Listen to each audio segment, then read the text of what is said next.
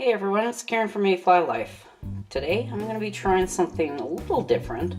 I've been trying to find something that I can make for to help along with my oral hygiene. I do suffer from, like a lot of you, gingivitis, and no matter how many times I brush my teeth, I use dental floss and so forth, I'm still having issues.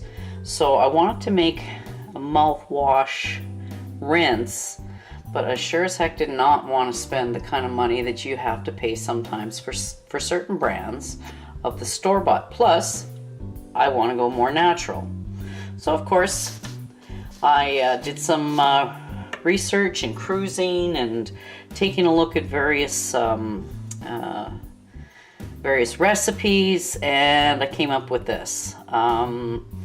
So just follow along with me, and I'm going to be testing this, see how this works, and I'll let you know in a later video how well my teeth are doing and how well my gums are doing. Okay, so follow along, and maybe you want to make this yourself. Okay, now what I'm going to be doing is putting this together in one of my little 500 ml bottles of recapable bottles that I use, for kombucha. It's clean, so I'm going to use this for my test batch. This is going to be a half batch. It's not the full recipe. It's only half. So what I need first and foremost is put my filter on and my funnel, and let's get at it. So first of all, I add 1/4 of a cup of distilled water. And then I'm adding 1/4 of a cup again of aloe vera juice. Now aloe vera is potent in itself. It's got a lot of healing properties, so it's good. Here are the good things that aloe vera juice brings for dental health. It's a very multi-purpose ingredient. It helps treat gum disease like gingivitis or periodontitis. It reduces bleeding, inflammation, and swelling in the gums. So that's one of the major reasons why I'm using aloe vera juice. We'll also be adding about 3/4 of a teaspoon, which this is the half recipe because the full recipe asks for 1.5 teaspoons, but this is 3/4 of a teaspoon of baking soda. So I'm going to add that now. I'm going to cover that up. That's 1/2 teaspoon, and then half of the teaspoon. So there's your 3/4. Okay.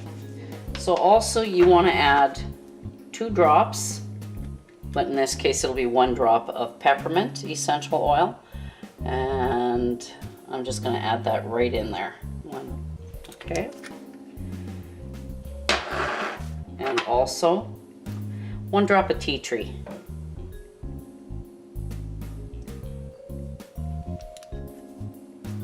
Now, peppermint adds an antimicrobial property to the mouthwash, as well as leaving your breath minty fresh. But tea tree also adds anti-inflammatory, antiseptic, antibacterial, and antifungal properties, which is another good thing for the gums. And it kills the bacteria in the mouth after you're brushing. So what I'm going to do is I'm going to close it up, give it a mix.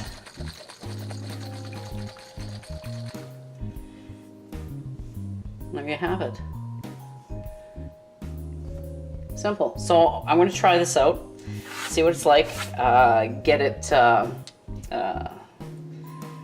into it for a more natural lifestyle. Anytime I need this, like you'll take about a tablespoon and swish it around my mouth for about 30 seconds, but prior to that, just give it a good shake. And then give it a try. Okay? See you in the next one. Thanks for watching.